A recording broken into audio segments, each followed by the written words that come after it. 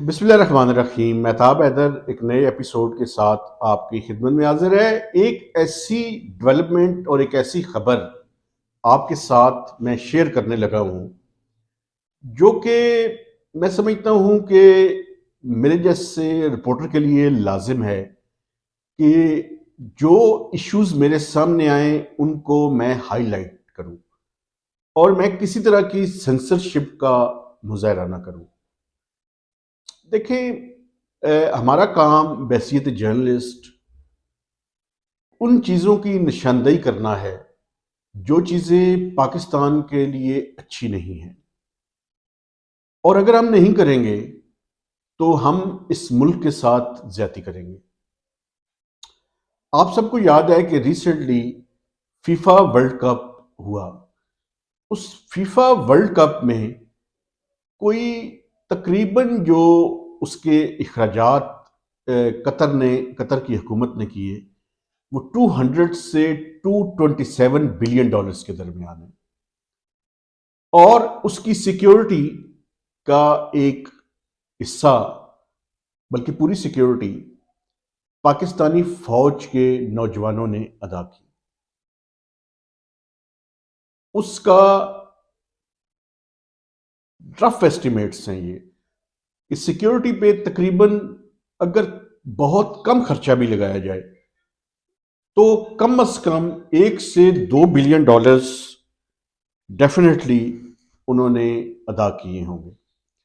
लेकिन अगर पाकिस्तान के सिस्टम्स को देखें तो उन सिस्टम्स में अगर रेमिटेंसेस का डेटा चेक करें तो रेमिटेंसेस के जो डेटा है उसके अंदर भी ये पैसे नज़र नहीं आते। अगर जनरल गवर्नमेंट सर्विसेज को देखें, उसके data state bank of Pakistan के पास है, उसमें देखें तो वहाँ पे भी ये अमाउंट कहीं नज़र नहीं आ रही। देखिए, खुदा न खास्ता मैं ये नहीं कह रहा कि इसमें कोई गबन हुआ है या इसमें कोई पैसे इधर उधर हुए हैं। ट्रांसपेरेंसी का तकाजा ये है कि एक ऐसे वक्त में जब पाकिस्तान एक एक डॉलर के लिए लोगों की मिन्नतें कर रहा है और आईएमएफ के इतनी टफ निगोशिएशंस हुई हैं, वो निगोशिएशन सिर्फ 1.2 बिलियन डॉलर्स के लिए हैं।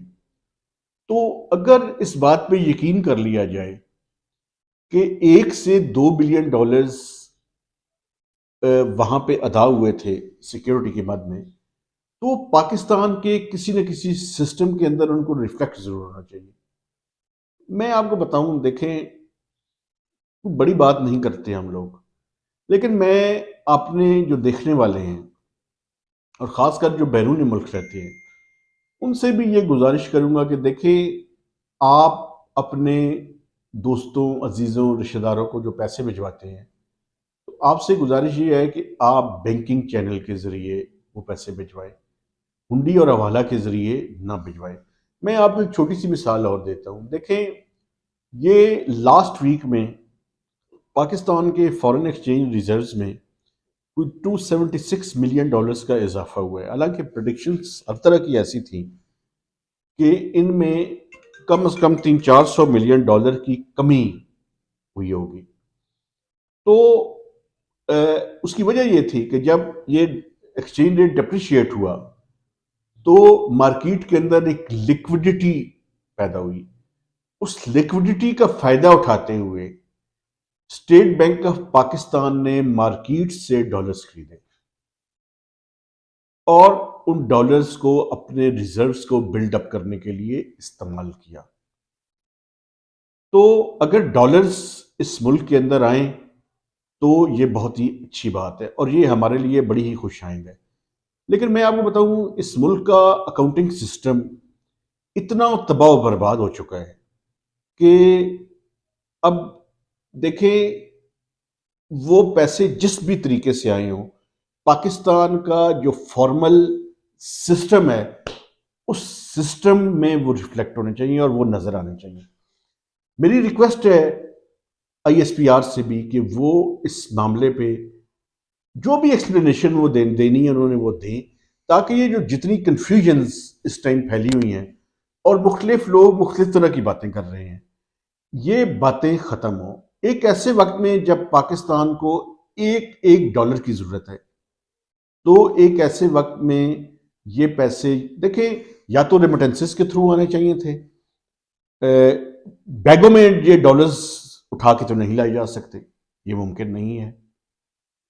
दूसरा, जो जनरल गवर्नमेंट सर्विसेज हैं उनके थ्रू ये पैसे रिफ्लेक्ट होने चाहिए थे। मैं दोनों साइड से चेक किया है, ये पैसे ना रेमिटेंसेस में रिफ्लेक्ट हो रहे हैं, ना जनरल गवर्नमेंट सर्विसेज में रिफ्लेक्ट हो रहे हैं। तो थोड़ा सा अगर आप एक्सप्लेन कर दें तो बड़ी मेहरबानी होगी। अच्छा, ये भी मुझे नहीं पता, क्या वाकई पाकिस्तान फौज के लोग इस सिक्योरिटी के लिए थे? कोई रिटायर्ड तो लोग नहीं थे? जो भी सूरत हाल है, मुझे इसके बारे में बिल्कुल कोई इल्म नहीं है। इसको अगर एक्सप्लेन कर दिया जाए तो मैं समझता हूं ट्रांसपेरेंसी का भी तकाजा है, और जो लोग फौज को बदनाम करने की कोशिश कर रहे हैं उनके मुंह भी बंद हो जाएंगे। तो इसलिए आप ट्रांसपेरेंसी और अकाउंटिंग सिस्टम की बेहतरी के लिए इस चीज के बारे में सामने आए और इसके बारे में वजाहत करें, क्योंकि ये वजाहत किए बगैर जिस हर तरह की गुफ्तगू इसके बारे में आपको देखने में मिल और सुनने में मिलेगी, और जो वाकफान हाल हैं और जो पाकिस्तान की इकॉनमी पे गहरी नजर रखने वाले लोग हैं उनसे भी मेरी बात हुई है। वो भी ये कह रहे हैं कि पता नहीं है जी, इसके बारे में पता नहीं है कि ये अगर एक वैसे $2 बिलियन की बात हो रही है कि ये $2 बिलियन हमारे अकाउंटिंग के किस सिस्टम के तहत आए हैं और कहां पे हैं। तो इसलिए इसको अगर एक्सप्लेन कर दिया जाए तो मैं समझता हूं कि बहुत बेहतर होगा। और दूसरा, मैं आपको यह भी बताऊं कि पाकिस्तान का जो अकाउंटिंग का सिस्टम है उसमें पिछले दिनों मैंने एक स्टोरी भी की कि मिनिस्ट्री ऑफ फाइनेंस के लोग यकदम हैरान और परेशान हो गए जब उन्हें पता चला कि एक पाकिस्तान का जो दोस्त मुल्क है उसकी $300 मिलियन की एक आउटस्टैंडिंग अमाउंट है और वो ड्यू है। मिनिस्ट्री ऑफ फाइनेंस के लोगों को उस पेमेंट का नहीं पता था। वो उन्हें उस टाइम पता चला जब उस मुल्क की तरफ से उन्हें एक वाउचर या एक रिक्वेस्ट आई कि आपके $300 मिलियन की किस्त ड्यू है, तो आप मेहरबानी करके ये किस्त अदा करें। अब आप अंदाजा लगा लें कि हमारे अकाउंटिंग सिस्टम का क्या हाल है। इस तरह के अकाउंटिंग सिस्टम में आप किस तरह से प्लान कर सकते हैं जहां पे आपको एक्चुअली पता ही नहीं है कि आपकी कौन कौन सी अमाउंट्स ड्यू हैं और कौन कौन सी डेट्स पे हैं। कुछ पेमेंट्स ऐसी हैं जिनके बारे में नहीं पता। और एक बात मैं और करके आपसे इजाजत चाहूंगा, अगले साल से जो फाइनेंशियल ईयर शुरू हो रहा है पाकिस्तान की डेट सर्विसिंग की रिक्वायरमेंट्स बढ़ेंगी। अगले 3 से 4 साल बहुत मुश्किल है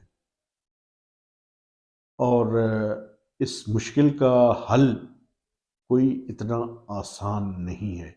अपने अकाउंटिंग सिस्टम को हमें बेहतर करना पड़ेगा, ट्रांसपेरेंसी लानी पड़ेगी, एक एक डॉलर जो आ रहा है और जा रहा है उसके बारे में हमें नज़र रखनी पड़ेगी, वरना डिफ़ॉल्ट से बचना मुश्किल है। तो मेहताब हैदर को एक नए व्लॉग तक इजाज़त दीजिए। खुदा हाफिज़।